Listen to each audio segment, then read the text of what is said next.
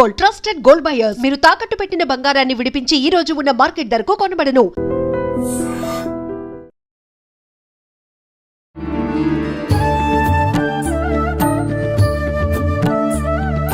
నమస్కారం, welcome to I dream. ధర్మ మార్గం విత్ విజిత కార్యక్రమానికి స్వాగతం. ప్రస్తుతం మనతో పాటు ఉన్నారు ప్రముఖ ఆధ్యాత్మికవేత్త, జ్యోతిష పండితులు శ్రీమతి జయప్రద గారు. ఇప్పుడు అమ్మతో మాట్లాడి మరిన్ని విషయాలు తెలుసుకుందాం. అమ్మ నమస్తే. నమస్తే అమ్మ, శ్రీమాత్రే నమః. అమ్మ, సాధారణంగా మన ఇంట్లో అల్మారాలు కానివ్వండి, బీర్వాలు కానివ్వండి, లక్ష్మీ స్థానం ఎక్కువగా మనం డబ్బు, బంగారము ఇలాంటివన్నీ దాచుకునే ప్రదేశం కాబట్టి ఇవి మనం చాలా జాగ్రత్తగా చూసుకోవాలి. అలా అయితేనే లక్ష్మీదేవి నిలుస్తుంది అని చెప్పి పెద్దవాళ్ళు అంటూ ఉంటారు. కొన్ని రకాల వస్తువులు కానివ్వండి, దుస్తువులు కానివ్వండి, బీరువాలో పెట్టకూడదు అని కూడా అంటూ ఉంటారు. నిజంగా అలా పెట్టడం వల్ల లక్ష్మీదేవి అసలే నిలబడదు ఇంట్లో అంటూ ఉంటారు. అలాంటి వస్తువులు ఏమైనా ఉన్నాయా? ఉంటే అవేంటి? తప్పకుండా నాన్న. అంటే బీరువా మనం కంపల్సరీగా పూర్వం వాడేవాళ్ళం. ఇవాళ బీరువాలు వాడట్లేదు. అందరు కబోర్డ్లో చిన్న లాకర్లు పెట్టేసుకుంటున్నారు. సో అయితే మనం బీరువా గురించి మాట్లాడుతున్న టాపిక్ అంటే, బీరువా ఎందుకు పెడతాము అంటే నైరుతి నుంచి వచ్చే నెగిటివ్ ఎనర్జీని క్లోజ్ చేయడానికి మాత్రం పెడతారు బీరువాని అక్కడ. సో బీరువా అక్కడ పెట్టడానికి కారణం, రీజన్ ఏంటంటే ఇంటికి ఒక పాజిటివ్ ఎనర్జీ రావడానికి. ఎప్పుడు నైరుతి బరువు ఉండాలి, నైరుతి హైట్ ఉండాలి. అలా ఉంటేనే కలిసి వస్తుంది ఆ ఇంటి యజమానికి, ఎటువంటి ఇబ్బందులు లేకుండా. అందుకనే ఆ హైట్ కోసం ఏం చేయాలి అని చెప్పి పెద్ద బీరువా తెచ్చి పెట్టుకునేవాళ్ళు. సో బరువైన బీరువా కావాలని చెప్పి ఇనప బీరువా కొనేవాళ్ళు. అందుకే పూర్వము బంగారం వెండి వాడే రోజుల్లో కూడా ఇనప బీరువా ఎందుకు పెట్టేవాళ్ళం అంటే, చాలా అంత బరువుగా ఉండే బీరువా ఏదంటే అది ఇనుమ. సో దాన్ని అక్కడ పెట్టేవాళ్ళు. దాన్ని తీసుకొచ్చి పెట్టడం వల్ల మనకి అందులో పెట్టినప్పుడు లాకర్లో బంగారం పెట్టాలి. నెగిటివ్ ఎనర్జీని క్లోజ్ చేసే శక్తి, ఒక పాజిటివ్ వైబ్రేషన్ రావాలంటే దాంట్లో బంగారం పెట్టాలి. అప్పుడే దాంట్లో నుంచి నెగిటివ్ ఎనర్జీ రాదు. లేకపోతే ఒక విధంగా చెప్పాలంటే దాంట్లో నుంచి నెగిటివ్ ఎనర్జీ వస్తుంది. సో బీరువా అనేది ఎందుకు అంత బరువుగా పెట్టాలంటే, నైరుతి నుంచి వచ్చే రాక్షస శక్తి అనమాట. ఆ రాక్షస శక్తి ఏమేమి చేస్తుంది మనుషుల్ని అంటే, అక్కడ మాస్టర్ బెడ్రూమ్లోనే ఉంటుంది నైరుతి రూమ్ అనేది మనకి. సో మాస్టర్ బెడ్రూమ్లో ఎప్పుడైతే యజమాని పడుకుంటారో, ఈ రాక్షస శక్తి అంతా కూడా వాళ్ళలో ప్రవేశించి వాళ్ళు రాక్షసత్వంగా మారుతారు, మాటలు గట్టిగా మాట్లాడతారని దాన్ని అంచిపెట్టేవాళ్ళు. దానికోసం బీరువా పెట్టేవాళ్ళు. సో దాని నుంచి ఒక పాజిటివ్ వైబ్రేషన్ రావడానికి బంగారం పెట్టేవాళ్ళు, డబ్బు పెట్టేవాళ్ళు. సో బంగారం మొదటి ప్రాధాన్యత, తర్వాత డబ్బు. ఇంకా వస్త్రాలు, పట్టు చీరలు, పట్టు వస్త్రాలు ఉండే అవన్నీ పెట్టుకునేవాళ్ళు. అయితే ఇవాళ బీరువాలో ఏం పెడుతున్నారు అంటే, జాతకం పేపర్లు పెడుతున్నారు. మంచిది కాదు, అవి పెట్టకూడదు. అంటే వాళ్ళ పుట్టిన టైము వాటిని బట్టి రాశిని తీసుకెళ్ళి పెడతారు ఆ ప్లేస్లో. అది నైరుతి భాగంలో బీరువా ఉంటే ఈ పేపర్లు తీసుకు అక్కడ పెట్టకూడదు, మంచిది కాదు, నెగిటివ్ ఎనర్జీస్ వస్తాయి. తర్వాత గోమతి చక్రాలు, శంఖాలు, విలువైన వస్తువులు ఏం కొనుక్కున్నా ఎక్కడైనా దేవాలయం ఇది గుళ్ళో ఇచ్చేది కొబ్బరికి తీసుకెళ్ళి బీరువా పెట్టాలని బీరువా పెట్టేస్తుంటారు. అవి పెట్టకూడదు. సో ఇలాంటి గోమతి చక్రాలు ఇవి లక్ష్మీప్రదమైనవి అంటారు కదమ్మా, మరి అవి కూడా పెట్టకూడదా? పెట్టకూడదు. ఎందుకంటే లక్ష్మీ ఒక అనుగ్రహంతో ఉన్న గోమతి చక్రాలు ఓకే, కానీ అవి ఎక్కడ ఉంటాయి? సముద్రం నుంచి వచ్చినవి. అవును, సముద్ర గర్భాల నుంచి వచ్చినవి. అవి ఎందుకు తీసుకుంటాం అంటే, అవి మనలో నెగిటివ్ని లాగేస్తాయి. ఆ నెగిటివ్ అవి తీసుకుంటాయి. అవి తీసుకుని దాన్ని మళ్ళీ మనం శుద్ధి చేయాలి. వాటిని ప్రతి అమావాస్యకి, పౌర్ణమికి వాటిని శుద్ధి చేసుకోవాలి. అప్పుడు దాంట్లో ఉన్న నెగిటివ్ బయట తీసేస్తుంది, మళ్ళీ ఫ్రెష్గా ఉంటాయి. మళ్ళీ మన ఇంట్లో ఉన్న నెగిటివ్ లాక్కుతాయి. అందుకే ఇంట్లో గోమతి చక్రం పెట్టమంటారు. సో ఇంట్లో ఏదైనా నెగిటివ్ ఎనర్జీస్ ఉంటే, అంటే తెలియని దుష్టశక్తి, ప్రేతశక్తి, ఈ శక్తులు ఏమైనా ఉంటే ఆ గోమతి చక్రాలు కానీ, శంఖం కానీ ఏమైనా ఉంటే అవి లాగేసుకుంటాయి. అవి లాక్కొని వాటిలో ఉంచుకుంటాయి. వాటిని మనం ప్రతి పౌర్ణమి, శంఖాలు అయితే ప్రతి పౌర్ణమికి శుద్ధి చేసుకుంటాం. ఈ చక్రాలు అయితే ప్రతి అమావాస్యకి శుద్ధి చేయాలి. ఇలా చేయడం వల్ల ఏంటంటే దాంట్లో ఉన్న నెగిటివ్ ఎనర్జీ బయటకు వెళ్ళిపోయి మళ్ళీ పాజిటివ్గా మారుతుంది. అలా దాన్ని మార్చుకునే శక్తి వాటికి ఉంది. అందుకని వాటిని పెడతాం. కానీ మనం బీరువాలో పెట్టామనుకోండి, అన్ని ఏళ్ళ నుంచి ఉంటుందో బీరువాలో నెగిటివ్ ఎనర్జీ ఫామ్ అయిపోయి అవి ఒక రాక్షస శక్తిగా మారి వాటిలోంచి ఒక ఆరా బయటకు వస్తుంది. ఆ ఆరా మన మీద కానీ, మన పిల్లల మీద కానీ ప్రభావం చూపిస్తుంది. సో అందుకని బీరువాలో డబ్బు నగలు తప్ప ఇంకేం పెట్టకూడదు.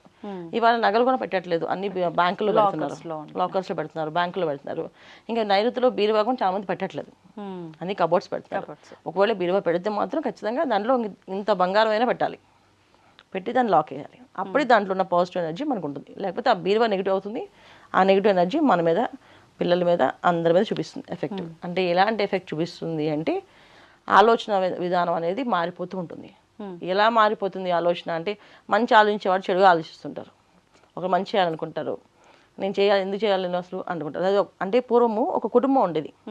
కుటుంబంలో ఏదైనా కావాలి అంటే పెద్ద ఇంటి పెద్ద అందరికీ చేసేవాళ్ళు. ఇంటి పెద్ద ఏం చెప్తే అందరూ అది వినేవాళ్ళు, దానికి అందరూ ఏకీభవించేవాళ్ళు. ఇవాళ భార్యాభర్త పిల్లలు నలుగురు ఉన్న కుటుంబంలో కూడా భర్త చెప్తే భార్య వినట్లేదు, భార్య చెప్తే భర్త వినట్లేదు, భార్య భర్త ఇద్దరు కలిపి చెప్తే పిల్లలు వినట్లేదు. ఇలాంటి పరిస్థితి ఎందుకు వచ్చింది? ఇలాంటి ఎనర్జీస్ వల్ల వస్తాయన్నమాట. వాళ్ళు ఏదో చదువుల వల్ల, లేకపోతే వాళ్ళు బాగా చదువుకున్నామనో, లేదా మేము ఎంత నాలెడ్జ్ పెంచుకున్నామనో కాదు అర్థం. ఇంట్లో ఉన్న ఎనర్జీస్ వల్ల వాళ్ళు అలా మారుతున్నారు. హెవీ రేడియేషన్స్లో పెరుగుతున్నారు పిల్లలు కానీ పెద్దవాళ్ళం కానీ. ఆ రేడియేషన్స్లో జోన్లోని, రేడియేషన్స్ జోన్ అంటే ఎక్కడి నుంచి వస్తుంది? మనకి నెగిటివ్ ఎనర్జీస్ వస్తాయి. అంటే నెగిటివ్ ఎనర్జీ ఎక్కడి నుంచి వస్తుంది? కాస్మిక్ ఎనర్జీ నుంచి వస్తుంది. సో సూర్యకాంతి ఎక్కడైతే పడుతుందో నెగిటివ్ ఎనర్జీ ఫిల్టర్ అవుతుంది. ఇప్పుడు సూర్యకాంతి పడే అవకాశమే లేదు కదా, మనకి అన్ని అపార్ట్మెంట్లు అయిపోయాయి కదా. అపార్ట్మెంట్లో సూర్యకాంతి ఎక్కడ వస్తుంది? సూర్యకాంతి పడితే ఖచ్చితంగా ఆ నెగిటివ్ని ఫిల్టర్ చేసేస్తుంది. అందుకే సూర్యుడు యొక్క కాంతి పడాలని పూర్వం మనకి వాకిలి కడితే మండువ వాకిలి ఇల్లు కట్టేవాళ్ళు. ఆ ఇంట్లో ఆ సూర్యకాంతి పడేది, మధ్యలో ఒక హోల్ లాగా, ఆ హోల్లో పెట్టేవాళ్ళు. అది మండు వాకిలి అంటాం.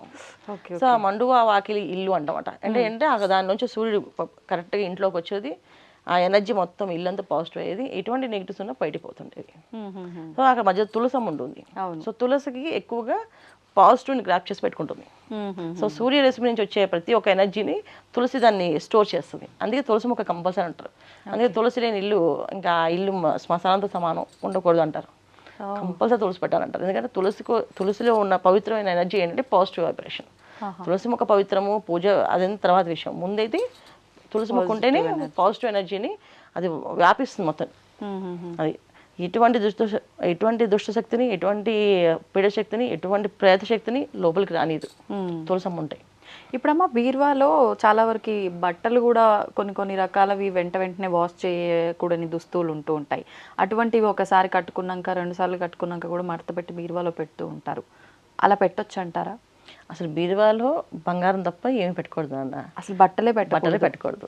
కానీ బట్టలు ఉతికిన బట్టలు కానీ పట్టు వస్త్రాలు పెట్టుకోవచ్చు అండి. ఒకసారి కట్టుకున్నాక వాటిని మళ్ళీ వాష్ చేసి పెట్టుకోవాలి తప్ప దాన్ని మళ్ళీ అలా మడతేసి పెట్టకూడదు. అలా పెడితే దానివల్ల నెగిటివ్ ఎనర్జీ ఎక్కువగా పోతుంది. ఇప్పుడు మనం ఒక అందమైన చీర కట్టుకుని పెళ్ళికి వెళ్ళాం, ఆ చీర అందరూ బాగుంది అని చెప్పారు. సో ఆ చీరకు దిష్టి పడుతుందా? సో ఎంతమంది కళ్ళు ఎనర్జీ పడుతుంది మనకు తెలియట్లేదు. ఆ ఎనర్జీతో అదే చీర మళ్ళీ బిరువులో పెడితే మళ్ళీ మనం కట్టుకున్నప్పుడు మళ్ళీ చాలా మంది బాగుంది అన్నప్పుడు ఈ ఎనర్జీ మన బాడీ మీద ఎఫెక్ట్ చూపిస్తుంది. అందుకే చాలా మంది చీర కట్టుకుని బయటికి వెళ్ళగానే వాళ్ళ తలనొప్పి వచ్చింది, అసలు మాకు పడదండి, మాకు బాగా దిష్టి అవుతుంది. దిష్టి శరీరానికి కాదు, మనం కట్టుకునే వస్త్రాలకి, వేసుకునే నగలకి. సో మనకు వస్తుంది. ఇప్పుడు మనమే భరించాలి కదా, అవి భరించలేవు కదా, అవి మనమే వదులుతాయి. సో అందుకని ఏంటంటే పూర్వం మనకి బయటకు వెళ్ళి వచ్చిన తర్వాత బట్టలు తడిపేసి స్నానం చేసి వచ్చేవాళ్ళ ఇంట్లోకి. ఇవాళ అలా లేదు కదా పరిస్థితి. అందుకని విడిచిన బట్టలు పెట్టకూడదు బీరువాలో. అంటే విడిచిన బట్టలు అంటే ఒకసారి కట్టుకొని తీసిన బట్టలు మళ్ళీ మధ్య బీరువాలో ఖచ్చితంగా పెట్టకూడదు. ఒకవేళ బట్టలు పెట్టుకోవాల్సి వస్తే పట్టు వస్త్రాలు, ఉతికిన వస్త్రాలు పెట్టుకోవచ్చు, కొత్తవి పెట్టుకోవచ్చు, ఇవి పెట్టుకోవాలి. ఇంకా బీరువాలో జాతక చక్రాలు, పేపర్లు అలాంటివి అస్సలు పెట్టకూడదు. తర్వాత లెక్కలు వేసిన పద్దు లెక్కలు, పేపర్లు అవి కూడా పెట్టుకోకూడదు. ఇవన్నీ పెడితే హరిస్తాయి, ఉండవు అక్కడ, అందుకని పెట్టకూడదు. ఓకే. అంటే చాలా మంది ఏదైనా వారంటీ గ్యారంటీకి సంబంధించినవే కానివ్వండి, చాలా రకాల ఈ కాగితాలకు పేపర్స్కి సంబంధించినవి ఏమున్నా ఒక ఫైల్లో పెట్టి బీరువాలోనే పెట్టేస్తూ ఉంటారు. ల్యాండ్ పేపర్స్ కానివ్వండి, అవి కూడా పెట్టొద్దు అంటారా? అవి పెట్టచ్చు. ల్యాండ్ పేపర్స్ పేపర్స్ సంబంధించి పెట్టచ్చు. మన జాతక చక్రం వేసింది పెట్టకూడదు. సో చక్రాలు వేయడం అంటే ఏంటంటే అవి గ్రహాలు ఎక్కడెక్కడ ఉన్నాయి చూపించడమే. సో ఆ గ్రహం ఒక ఎనర్జీ తీసుకెళ్ళి నైరుతిలో పెట్టామంటే, నైరుతిలో ఉండే ఎనర్జీ ఏంటి? రాక్షస శక్తి. సో రాక్షసులు మన జాతకం చూస్తూ ఉంటారు వాళ్ళు రోజు. అప్పుడు మనకేమనిపిస్తుంది? మనం చేసే పనుల మీద మనకి కోపం వస్తుంది, మనకి ఆవేశం వస్తుంది. ఎందుకు మనం వాళ్ళని అలా తిట్టాం ఇవాళ అసలు అలా ఆలోచించుకుంటే వాళ్ళకి అర్థం అవదు. ఎందుకు నేను తిడుతున్నాను, ఎందుకు ఇంత కోపం వస్తుంది నాకు అనుకుంటారు. సో కారణం ఏంటంటే వీళ్ళు తీసినప్పుడు పేపర్లు అటు ఇటు పడి ఒక్కోసారి జాతకం తిరగబడుతుంది, అలా తిరగబడకూడదు. అందుకే జాతకం పేపర్ అనేది పూర్వం అసలు ఏం చేస్తారంటే పుస్తకంలో రాసి ఆ పుస్తకాన్ని దేవుడి రూమ్లో దేవుడి ఫోటో దగ్గర పెట్టేవాళ్ళు కదలకుండా. దాని మీద ఒక శంఖం కానీ ఏదో గ్రంథం కానీ పెట్టేసేవాళ్ళు, అలా పెట్టి ఉంచేవాళ్ళు. ఇప్పుడు జాతకం పేపర్లు కానీ ఏమైనా సరే అలా పెట్టేస్తారు. చాలా మంది ఫోన్లో పెట్టేస్తారు, ఇంకా ఆ ఫోన్ ఎలా పెడితే అలా పెడుతుంటారు. సో అప్పుడు జాతకం తిరగబడుతుంది కదా, అలా తిరగబడితే మన లైఫ్ తిరగబడుతుంది అర్థం. సో ఇన్ని అర్థాలు ఉన్నాయి. అంటే ఒక వస్తువుని పెద్దవాళ్ళు మనకి ఎందుకు ఇక్కడ పెట్టమని చెప్పారంటే, దాన్ని ఎందుకు పాటించమని చెప్పారంటే మనం అలా పాటించుకుంటూ వెళ్ళాలి. దాన్ని మారిస్తే దానివల్ల ప్రమాదాలు అనర్థాలు ఎక్కువగా ఉంటాయి. ఉంటాయి. ఇది జరుగుతుంది అనమాట. ఓకే. అంటే ఏదేమైనా మనం పెద్దవాళ్ళు చెప్పింది కొట్టి పారేయకుండా అస్సలు ఆచరిస్తే గనుక ఖచ్చితంగా మనకు తెలియకుండానే మనం మన లైఫ్లో మార్పులు అయితే చూడగలుగుతాం. 100% పాజిటివ్గా అది కూడా. ఖచ్చితంగా. అమ్మ, మనకు మహాలయ పక్షాలు, పితృపక్షాలు అని చెప్పి అంటూ ఉంటాము. అయితే ప్రత్యేకించి ఈ మహాలయ పక్షాలు 15 రోజులు ఆచరించలేని వారు కనీసం మహాలయ అమావాస్య రోజైనా సరే పితృదేవతలకు కృతజ్ఞత తెలుపుకుంటే గనక మనకంతా మంచి జరుగుతుంది, వాళ్ళ అనుగ్రహం ఉంటుంది అని చెప్పి అంటూ ఉంటారు. మరి ఆ రోజున వాళ్ళకి మనం ఎలా కృతజ్ఞత తెలుపుకోవచ్చో వివరించండి. తప్పకుండా నాన్న. ఈ మహాలయ అమావాస్య అనేది ఏంటంటే చాలా చాలా ముఖ్యమైన విషయం. మనం పూజలు, నోములు, వ్రతాలు ఎంత చేసుకున్నా ఈ మహాలయ అమావాస్య రోజున కార్యక్రమం చేయకపోతే ఇవన్నీ వృధా అవుతాయి. ఇప్పుడు ఒక మనిషి ఏదైనా కార్యక్రమం చేయాలి అంటే ఎందుకోసం చేస్తారు? ఒక కోరిక కోరుకుంటే ఆ కోరిక కోసం నెరవేరాలని దేవుని ప్రార్థిస్తాం. ఏదో ఒక కామ్యార్థమే కదా. ఏ కామ్యార్థమైనా కానివ్వండి, అది వివాహం అవ్వచ్చు, అయితే గృహం కావచ్చు, లేకపోతే ఉద్యోగం కావచ్చు, అయితే వ్యాపారంలో అభివృద్ధి కావచ్చు. ఇవన్నీ కూడా ఒక కామ్యార్థం అంటే కోరికలు. ఈ కోరిక కోసం మనం భగవంతుని ప్రార్థన చేస్తాం, పూజ చేస్తాం. కాకపోతే ఈ పూజలు పునస్కారాలు ఏవైతే చేస్తున్నామో అవన్నీ ఒక ఎత్తు అయితే ఈ పితృపక్షాల్లో మన కార్యక్రమాలు చేయకపోతే ఇవన్నీ నెరవేరు. చాలా మంది అనుకుంటారు మేము ఎన్నో పూజలు చేస్తామండి, మా అబ్బాయికి పెళ్లి కావట్లేదు. ఎందుకు కావట్లేదండి? మేము చాలా దేవుళ్ళు మొక్కుతున్నాం, అసలు ఎవరికి అన్యాయం చేయము, కనీసం పల్లెత్తు ఒక మాట అన్నారు మా వారైతే, ఇంత మంచివారు మా వారైతే, మాకు మాత్రం సంబంధం కుదరట్లేదు, మా అబ్బాయికి పెళ్లి కావట్లేదు అంటే ఇక్కడ ఏమైంది అంటే అది ఈ జన్మది కాదు, గత జన్మ సంబంధమై ఉంటుంది. పితృ కార్యక్రమాలు చేయడం వల్ల ఏంటంటే మన గత జన్మలో చేసిన కర్మ ఏదైతే ఉందో అవి తొలగించే అవకాశం ఈ పితృపక్షాల్లో కార్యక్రమాలు చేయడం వల్లే ఉంటుంది. ఈ పితృపక్షాలు ఎందుకు అన్నారంటే పెద్దల దినాలు అంటారు చాలా మంది. సో పితృపక్షాలని అందరికీ సరళమైన భాష. చాలా మంది పెద్దవాళ్ళు చనిపోయిన వాళ్ళ రోజులు ఈ 15 రోజులు అంటే మనకంటూ మన మీద ప్రేమ ఉన్నవాళ్ళు, మనం అంటే ఎక్కువ ఇష్టం ఉన్నవాళ్ళు, అంటే ఇది ఎవరైనా కావచ్చు, స్నేహితులు అవ్వచ్చు, బంధువులు అవ్వచ్చు, ఎవరైనా ఉంటాయి, వాళ్ళ ఆరా అనేది భూలోకమే సంచరిస్తుంది. ఈ సంచరించిన టైంలో వాళ్ళని తలుచుకొని వాళ్ళ కోసం ఏదైనా ఒక దానం చేస్తే సో మనకి వాళ్ళ ఒక మోక్షలోకాన్ని దారి చూపించే అవకాశం ఉంటుంది. అంటే దానాలకి విశేషం చాలా విశేషం. దానాలు, అన్నదానం, వస్త్రదానం, ఈ దానాలన్నీ చాలా విశేషం అన్నమాట. ఎందుకు ఇంత విశేషం అంటే పితృలోకాల్లో ఒక లోకం అనేది పైన ఉంటుంది మనకి. ఈ లోకంలో ఏం చేస్తారంటే అక్కడ కొన ఏంటంటే అర్హత. సో మీ ఇంట్లో వాళ్ళు ఎవరు నీకు కనీసం మంచిగా పోయట్లేదు అని చెప్పి అంటారంట వాళ్ళని, అలా బాధ పెడతారంట. అలా వాళ్ళు బాధపడుతూ ఏంటి మా ఇంట్లో ఎవరు కొని కనీసం మమ్మల్ని తలుచుకోవట్లేదు, మా గురించి బాధపడట్లేదు, మా గురించి ఏం అనట్లేదు వీళ్ళు, కనీసం మా పేరు చెప్పి ఎవరికి ఏమీ పెట్టట్లేదు అని వాళ్ళు బాధపడుతుంటే ఆ బాధ మనకి తగులుతుందంట. అలా ఎప్పుడైతే తగులుతుందో, ఎవరికైతే తగులుతుందో వాళ్ళ ఇంట్లో ఆస్తి నిలబడదు. చాలా మంది ఎంతో ఆస్తి సంపాదిస్తారు, ఆస్తి పోతుంది.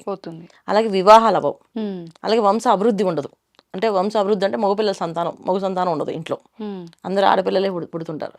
సో ఎందుకు ఇవన్నీ కారణాలు ఏంటంటే మనం వాళ్ళని తలుచుకోలేదు కనుక. మామూలుగా అయితే బ్రాహ్మణులు అయితే ప్రతిరోజు ఎవరైతే వాళ్ళ ఇంట్లో ఈ కార్యక్రమాలు అంటే పాడ్యం నుంచి మొదలై అమావాస్య వరకు వాళ్ళ తిథి కార్యక్రమంలో పిండ ప్రధానం కార్యక్రమం, ఆబ్దికము ఇవన్నీ చేస్తాం. ప్రతిరోజు బ్రాహ్మలు ఈ పితృపక్షాలు 15 రోజులు మధ్యాహ్నం కాలంలో తర్పణాలు వదులుతారు నువ్వులు నీళ్ళతోటి. సో ఇలా వదిలి వాళ్ళ కోసం శాంతులు ఎక్కడెక్కడ ఉన్నారు ఏదో నీళ్ళు ఇలా వదులుతామో ఈ నీళ్లు వాళ్ళకి మోక్షలోకానికి దారి చూపిస్తాయి. అలా నీళ్లు ఒక చుక్క నీళ్ళు వదిలేవాడు ఎవరైనా ఉన్నారా మీ ఇంట్లో అని అంటుంటారు మన పెద్దవాళ్ళు. అంటే దానికోసం వంశధారకు ఉండాలని అంటారు కదా. వంశం అనేది దానికోసం అన్నమాట. అంటే పిల్లవాళ్ళు పెద్దవాళ్ళు వాళ్ళ వంశం తరించాలంటే ముందు వీళ్ళ మనం గుర్తు చేసుకొని వీళ్ళ గురించి మనం చేయాలి. ఇప్పుడు బతుకున్నప్పుడే పెట్టట్లేదు చాలా మంది, వదిలేస్తారు వాళ్ళని. ఇంకా వాళ్ళు చనిపోతే ఏం పెడతారు అని అనుకుంటే ఇక్కడ ఏంటంటే ధర్మం ఎవరైతే ఆచరిస్తారో వాళ్ళకి భగవంతుడి అనుగ్రహం ఉంటుంది. ధర్మం ఎవరైతే తప్పుతారో భగవంతుడి అనుగ్రహం ఉండదు వాళ్ళకి. ఇప్పుడు మనం ఇంట్లో వాళ్ళకి ఏం చేయకుండా మనం బయట ఎన్ని కార్యక్రమాలు చేయండి మనకి కలిసి రాదు. చాలా మంది అంటారు మాకు మేము రావట్లేదని. ఇంట్లో పెద్దవాళ్ళని విసుక్కుని ఇంట్లో పెద్దవాళ్ళతో ఇష్టం వచ్చిన ఆన్సర్ మాట్లాడి వాళ్ళు చనిపోయిన తర్వాత వాళ్ళ గురించి పట్టించుకోవట్లేదు, వాళ్ళు వదిలేసాం. ఖచ్చితంగా మనకి అదృష్ట యోగాలు రావు, వస్తాయి అనుకోకూడదు, ఉన్నది పోతుంది మన గ్యారంటీగా. ఇవన్నీ కూడా యథార్థంగా చెప్తే ఎవరికైనా బాధ అనిపిస్తుంది. కానీ యథార్థం చెప్పకపోతే ఎప్పుడు తెలుసుకుంటాం అసలు ఎందుకు ఇలా జరుగుతుంది అని? అంటే పూజలు చేస్తున్నాం, ఎందుకు దేవుడు ఇవ్వట్లేదు వరం అంటే దేవుడు వరం ఇవ్వడానికి సిద్ధంగా ఉన్నారు. కానీ ఇక్కడ ఒక బాధ శాపం ఉంది, దాని నుంచి బయటపడాలి. అన్ని జాతకాల్లో పూర్వ జాతకాల్లో పితృశాపాలు స్త్రీ దోషాలు తక్కువ ఉండేవి. అవును. కానీ ఇవాళ జాతకాలు చూస్తే ఎక్కువ ఉంటున్నాయి. ఒకప్పుడు అంటే జాతకం ఎప్పుడు ఒకేలా చూస్తాం కదా అని, అవును. కానీ అప్పట్లో చాలా తక్కువ ఉండేవి. ఏదైనా ఉంటే మహా ఉంటే ఒకే ఒక దోషం ఏది మాంగళ్య దోషం ఉండేది, అది కుజ దోషం. కుజ దోషం ఒకటే బాగా కనిపిస్తుండేది పూర్వము. ఇప్పుడు చాలా దోషాలు కనిపిస్తున్నాయి. ఎందుకంటే ఇప్పుడు కలియుగాంతంలో అందరూ అలవాటు ఎలా అయిపోయిందంటే పూజ, దీపం, నైవేద్యం అనేది ఒక వేడుక అయిపోయింది. ఫార్మాలిటీస్. వేడుక. అది పూజ విధానంగా, పూజ పద్ధతిగా, భక్తి శ్రద్ధగా చేద్దాం లేదు. ఇప్పుడు మన వరలక్ష్మి వ్రతం తీసుకుంటాం, ఒక వేడుకగా అలంకరణ చేసి అవన్నీ వీడియోస్ చేసి పోస్ట్ చేసి ఇవే చేస్తుంది తప్ప దాంట్లో భక్తి, అమ్మవారి అనుగ్రహం, పూజ అవి శ్రద్ధగా చేసే బాధ్యత ఇవన్నీ ఎక్కడ ఉంటాయి? ఇది బాగుందా అది బాగా చూసుకుంటాం కదా. అక్కడితో మనకి చేసిన హంగామా చేసిన దానికి వేరే రిజల్ట్, కానీ శ్రద్ధగా చేసిన దానికి వేరే రిజల్ట్. ఇవన్నీ ఎలా చేస్తే భగవంతుడు కన్సిడర్ చేస్తారు. నువ్వు కష్టపడ్డావు కదా, సరే నువ్వు నన్ను భక్తిగా కొలిచిన కొలపైనా నువ్వు నన్ను అలంకరించావు కనుక దానికి కూడా మనం ఇస్తాడు ఆయన. అంత భగవంతుడు అంత గొప్పవాడు. అయితే ఇక్కడ పితృదేవతలు మాత్రం అలా కాదు. నువ్వు కనీసం తలుచుకొని, మమ్మల్ని తలుచుకొని కాసేపు పిండ ప్రదానం చేయడం, లేదా వస్త్రదానం చేయడం, లేదా అన్నదానం చేయడం వాళ్ళ పేరు చెప్పి. ఈ మహాలయ అమావాస్య రోజున వేద బ్రాహ్మణులకి, వేద పండితులకి ఎక్కువగా దానం చేస్తే చాలా మంచిదన్న, చాలా విశేషం వాళ్ళ తరఫున. ఎందుకంటే మనకి వేరే అవకాశాలు ఎప్పుడు కూడా ఏంటంటే బయట ఎక్కడ చేసినా ఎంత చేసినా ఇది చేస్తే చాలా ఉత్తమం అనమాట. ఇవి దొరకరు, జనరల్గా దొరకరు. ఎందుకంటే చాలా తక్కువ మంది తీసుకుంటారు ఈ పితృ దానాలు కానీ చేసుకోండి. స్వయం పాకాలు ఎక్కువగా ఇవ్వడం చాలా విశేషము. స్వయం అంటే అంత స్తోమత లేదంటే స్వయం పాకం ఇవ్వండి. ఉంది మంచిగా చేయండి, చాలా బాధ్యతగా. అంటే వరలక్ష్మి వ్రతం మనం ఏదో వ్రతాలు, పూజలు, పెళ్ళిళ్ళు ఎంత వేడుకగా చేస్తామో ఈ మహాలయ అమావాస్య రోజున అన్నదానం ఎక్కువగా చేయండి. అన్నదానం అయ్యే ఖర్చు బ్రాహ్మణులు చేస్తాను అంటే, వేద పండితులు చేస్తానంటే ఏదైనా ట్రస్ట్కి వాటికి పంపించండి, చేయించండి. వాళ్ళ పేరు చెప్పి, మా నాన్నగారి పేరు, మా అమ్మగారి పేరు, లేకపోతే మా తాతగారి పేరు, మా బాబాయ్ పేరు, మా పెద్దమ్మ పేరు అని చెప్పి ఇలా పేరు చెప్పి ఇవ్వండి. చాలా విశేష ఫలితం ఉన్నది. అన్నదానం జరిగి వాళ్ళు అన్నదాత సుఖీభవ అంటే వాళ్ళు ఏదైతే అవకాశం, ఇప్పుడు ఏంటంటే మోక్షలోకాలకు వెళ్ళాలంటే ఈ అవకాశం పట్టినది ఇలా నీళ్ళు వదులుతారు వాళ్ళు, ఆ నీళ్లు మోక్షలోకాన్ని దారి చూపిస్తాయి. సో ఎవరైతే ఈ అన్నం పెట్టారో ఆ నీళ్ళు ఆ పితృదేవతలకు వెళ్తుందన్నమాట. సో ఇప్పుడు ఎవరో డబ్బులు ఇచ్చారు, వీళ్ళు వంట చేసి పెట్టారు, ఈ వంట చేసినందుకు ఫలితం వస్తుంది వీళ్ళకి, వడ్డించిన వాళ్ళకి ఫలితం ఉంటుంది, ఇచ్చిన వాళ్ళకి ఫలితం ఉంటుంది. సో ఇచ్చిన వాళ్ళకి ఎక్కువ ఫలితం ఉంటుంది, వండిన వాళ్ళకి సగం ఫలితం ఉంటుంది, వడ్డించిన వాళ్ళకి కొంత భాగం ఫలితం ఉంటుంది, కానీ మొత్తానికి ఫలితం ఉంటుంది. ఇప్పుడు ఏదైనా ఎంత ఫలితం ఉన్నా సరే ఒక దేవతని మనం పంపించాం, ఒక పితృదేవతని మనం పంపించాం మోక్షలోకానికి, మన ఇంట్లో ఏం జరుగుతాయి? వివాహాలు అవుతాయి, సంతాన భాగ్యం కలుగుతుంది, ఆస్తి నిలబడుతుంది అండి, సొంత ఇల్లు కొనుక్కోగలుగుతాం. చాలా మంది ఇల్లు కొనుక్కునే చిన్న బాధలు కష్టాలు పడుతుంటారు. అలాంటి లేకుండా మంచి శుభమైన లక్ష్మీప్రదమైన ఇల్లు దొరుకుతుంది, ఆ ఇంట్లో వెళతాం, అక్కడి నుంచి అభివృద్ధి ఉంటుంది. ఇలాంటి అభివృద్ధి జరిగే అవకాశాన్ని ఈ మహాలయ అమావాస్య రోజున చేసుకోవాలి. ఇప్పుడు మిగతా రోజులు తెలియని వాళ్ళకి అమావాస్య రోజు చేసుకోవచ్చు. ఈ అమావాస్య రోజున ఎక్కువగా వేద బ్రాహ్మణులకి, వేద పండితులకి చేయండి, చాలా చాలా విశేష ఫలితాలు మీకు అందుతాయి. ఇప్పుడు ఈ తర్పణాలు చేయడము ఇవన్నీ కూడా ఎక్కువగా మగవారే చేయాలని అంటూ ఉంటారు. మరి మగవారు లేకుండా ఆడపిల్లలే ఉన్న వాళ్ళ పరిస్థితి ఏంటమ్మా? బ్రాహ్మణులతో చేయించాలంటారా? ఏ రకంగా? అంతే, బ్రాహ్మణ్ ఒక సహాయం పెట్టుకొని చేయించుకోవాలి కంపల్సరీగా. జనరల్గా ఆడపిల్లలే ఉన్నారు అంటే ఖచ్చితంగా చెప్తారు అక్కడ సహాయం పెట్టుకొని చేసుకోవాలని చెప్పేసి, కానీ ఆడవాళ్ళు చేయకూడదు, వాళ్ళు చెప్పి చేయించుకోవచ్చు. ఓకే, ఇది శాశ్వతంగా చేయించుకుంటే చాలా విశేషం అన్న. ఒకవేళ చేయించే పరిస్థితి లేకపోతే ఇలా అన్నదానం చేయించండి. ఆ రోజు తిథి తెలుసు మాకు, ఈ రోజు పలానా రోజు చనిపోయారు, నాకు ఈ తిథి తెలుసు, ఆ తిథి రోజు అన్నదానం చేయించండి. ఓకే, శుభ్రంగా అన్నదానం చేసి అన్ని వస్త్రదానం చేయండి. పోనీ అన్నదానం, వస్త్రదానం చాలా విశేష ఫలితం. ఇప్పుడు ఒకవేళ అంటే పెద్ద ఎత్తున అన్నదానం చేయడం ఇదంతా మా వల్ల కాదు అనుకున్నప్పుడు ఆ తిథి రోజున మామూలుగా ఎవరినైనా ఒక నలుగురిని ఇంటికి పిలిచి భోజనం పెట్టడం ఆ రకంగా చేసుకోవచ్చు అంటారా? ఖచ్చితంగా పెట్టచ్చు, శుభ్రంగా అలా అయినా చేసుకో, అలా కొన్ని చేయొచ్చు అన్న. బంధువుల్ని పిలిచి అందరిని పిలిచి ఆ రోజు అందరికన్నా పెద్దవాళ్ళు ఎవరుతున్నారు వాళ్ళకి వస్త్రాలతో సహా అన్నదానం చేస్తే చాలా విశేష ఫలితం. ఇలా కాదు బ్రాహ్మణులకు చేద్దాం అనుకుంటే ట్రస్ట్లకి, మన కంచి పీఠం ఉంది, శృంగేరి పీఠం ఉంది, స్వామివారికి వాళ్ళు చెప్పి ఇవ్వచ్చు. ఇలా ఏదో ఒక పీఠానికి స్వామి ఈరోజు మాకు మా పెద్దవాళ్ళు పేరున మీరు కొంచెం కార్యక్రమం ఇలా అనుకుంటున్నాం అని చెప్తే చేయమని చెప్తారు, చేసుకోవచ్చు. ఈ విధంగా చేయొచ్చు. మొత్తానికి ఏదైనా సరే ఏంటంటే చాలా శ్రద్ధతో బాధ్యతగా చేయాలి. ఇది ఈ మహాలయ అమావాస్య అనేది ఏంటంటే అమ్మ చెప్పారు కదా, విన్నాం కదా, చేసేదాం అని అనంతరం అనుకోకూడదు. ఇది శ్రద్ధగా బాధ్యతగా చేయకపోతే అవి తీసుకోరు. ఇప్పుడు ఒకవేళ అమ్మ చనిపోయి సంవత్సరం అవ్వకుండా ఉన్న వాళ్ళకి కూడా ఈ మహాలయ పక్షాల్లో ఈ కార్యక్రమాలు చేయొచ్చా? సంవత్సరం కాలంలో వాళ్ళకి ఒక కార్యక్రమం జరుగుతున్నారు ఆల్రెడీ. ప్రతి మాసం వాళ్ళకి మాసికాలని జరుగుతుంటాయి. ఓకే. అవి చేస్తున్నారు. అప్పుడు పితృపక్షాలు కూడా వాళ్ళకి యాడ్ అవుతాయి తప్ప స్పెషల్గా ఉండదు. వాళ్ళకి ఆల్రెడీ సంవత్సర కాలం అంతా స్పెషలే ఉండదు వీళ్ళకి. సంవత్సర కాలంలో ప్రతి మాసం వీళ్ళకి ఇక్కడైతే ఇక్కడ చనిపోతున్న జీవ ఆత్మ పైకి వెళ్ళడానికి కనీసం అది జర్నీ అనేది 1 year పడుతుంది. అందుకే సంవత్సరం వరకు వాళ్ళ గుడికి కొండలు ఎక్కద్దని చెప్తాంటారు. వాళ్ళ ఒక వాళ్ళతో అటాచ్ అయి ఉంటుంది వాళ్ళు వెళ్ళేది దారి. అందుకని గుళ్ళకి వెళ్ళకండి, గోపురాలకు వెళ్ళొద్దు, పెద్ద పెద్ద కొండలు అంటే పెద్ద క్షేత్రాలు కొండెక్కకూడదు, ఇవన్నీ చెప్తాం కదా. ఇంట్లో మామూలు దీపాలు నిత్య దీపం పెట్టుకోవచ్చు అని చెప్పేసి. ఎందుకు నిత్య దీపం పెడితే ఇటువంటి ఆటంకాలు లేకుండా ప్రయాణం సాగుతుంది వాళ్ళకి. అందుకే నిత్య దీపం పెట్టుకోని చెప్తాం. సో అందుకని వాళ్ళకి ఖచ్చితంగా ఈ దాంట్లో వచ్చేస్తుంది. స్పెషల్గా చేయట్లేదు. అయిపోయిన తర్వాత ఏవైతే సంవత్సరం అయిపోయిన తర్వాత ఉంటుందో పితృపక్షాల్లో ఈ కార్యక్రమాలు 15 రోజులు విశేషంగా ప్రతిరోజు చేయొచ్చు. నాకు తెలిసిన 2-3 అయితే వాళ్ళు దేవతలకి దేవుళ్ళకి పూజల కంటే ఈ పితృ కార్యక్రమాలు చాలా జాగ్రత్తగా శ్రద్ధగా చేస్తారు. వాళ్ళ నాన్నగారు అంటే చాలా ఇష్టం అతనికి. వాళ్ళ నాన్నగారు చిన్నప్పుడు చనిపోయారని అతను ప్రతిసారి వాళ్ళ నాన్నగారు వచ్చే కార్యక్రమం ఈ పితృపక్షాల్లో ఇలా అన్నదానం చేస్తే మంచిదండి అంటే 15 రోజులు మా నాన్నగారు చెప్పి చేయొచ్చండి అంటే చేయొచ్చు అని చెప్తాను. ఆయన ఒక సంవత్సరం చాలా కష్టంతో చేశాడు. సగం జీతం ఇచ్చేసాడంట. మొత్తం 15 రోజులు కార్యక్రమానికి సగం జీతం అయింది. అనుకున్నా కదా ముక్కు, అలా అనుకున్నాక తీర్చకపోతే ఏమనుకుందాం అని చెప్పి ఆయన అనుకుని పాప 15 రోజులు సగం జీతం ఇచ్చి చేసుకున్నాడు. వచ్చే సంవత్సరానికి ప్రమోషన్తో డబుల్ జీతంతో ఉన్నాడు ఆయన. అప్పుడు వచ్చింది కదా సగం మొత్తం ఫుల్ శాలరీ పెట్టుకున్నాడంట. తర్వాత GM అయ్యాడు, కంపెనీ పెట్టుకునే అవకాశం వచ్చింది. అలా ప్రతి సంవత్సరం ఎదుగుతూ వచ్చాడు ఆయన. ప్రతి సంవత్సరం చేస్తున్నాడు కార్యక్రమాలు. ఇవాళ రోజున ఈ 15 రోజులు ఆయన కార్యక్రమం ఏంటంటే అన్ని ట్రస్టులకి డబ్బులు పంపించడమే వాళ్ళ నాన్నగారి పేరున. ఎన్ని పంపిస్తారు, ఎంత లక్షలు పంపిస్తారో తెలియదు, అంత స్థాయికి వెళ్ళిపోయారు వాళ్ళు. అంటే ఓన్లీ పితృపక్షాల్లో కార్యక్రమం ఈ రోజు అన్నదానం చేసి ఇంత స్థాయికి వెళ్ళారు వాళ్ళు. ఏదైనా సరే మనం నమ్మకంతో, శ్రద్ధతో, బాధ్యతతో ఇది నాది అని చేస్తే కనుక ఖచ్చితంగా మనకి ఫలితం ఉంటుంది. ఏదో విన్నాలే చేసాంలే అనుకుంటే మాత్రం ఖచ్చితంగా అది ఫలితం తక్కువగా ఉంటుంది. నమ్మకం ముఖ్యం. నమ్మకంతో చేయాలన్న. నమ్మకంతో చేస్తే ఖచ్చితంగా ఈ పని అవుతుంది. చాలా అదృష్టం. అదే నాకు తెలిసిన నా కళ్ళ ముందు ఎదిగిన వాళ్ళంతా ఈ వాళ్ళకి చేస్తుంటారు వాళ్ళు. ఇంకా చెప్పే పని లేదు వాళ్ళకి. ఒకసారి చెప్పా, మీ జాతకంలో పితృదోషాలు ఉన్నాయండి, పితృశాపాలు ఉన్నాయంటే మా నాన్నగారు చిన్నప్పుడు చనిపోయారు. దానికి దీనికి సంబంధం లేదు, కానీ జాతకంలో ఉంది కనుక మీరు జాగ్రత్తగా ఉండాలి. ఈ విషయాల్లో పెద్దవాళ్ళు ఎదురించి మాట్లాడకూడదు అని చెప్పాం. దానికి ఆయన ఇది అన్వయించారు అనుకుని ఇంక చేద్దామని చెప్పి చేసుకున్నారు. ప్రమాణంగా కలిసి వచ్చింది. అలాగా మనం చేసుకుంటూ వెళుతూ ఉంటే ఖచ్చితంగా మంచి ఫలితం ఉంటుంది. నా మహాల అమావాస్య రోజున బాధ్యతగా శ్రద్ధగా ఎవరైతే చేస్తారో వచ్చే అమావాస్య చూడండి మీ కోరిక తిరిగిపోతుంది. రాసి పెట్టుకోండి, ఖచ్చితంగా కోరిక తిరుగుతుంది. కానీ శ్రద్ధగా చేయాలి, బాధ్యతగా.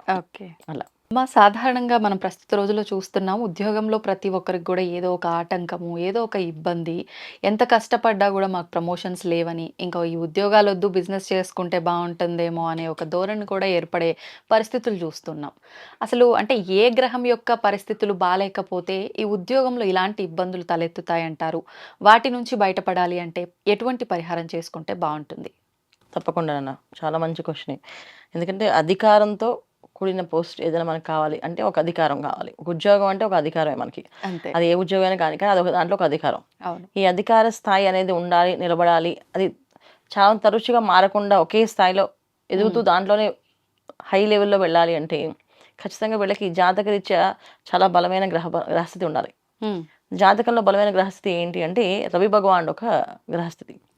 సో ఎప్పుడైతే రవి బలంగా ఉంటారో ఖచ్చితంగా వీళ్ళకి అలాంటి అధికారం వస్తుంది. చాలా మంది చిన్న వయసులో ఉద్యోగం చేసి సంపాదన చేసుకుని ఉన్నత స్థాయికి వెళ్ళిపోతుంటారు. దానికి కారణం రవి యొక్క కారకత్వం అన్నమాట.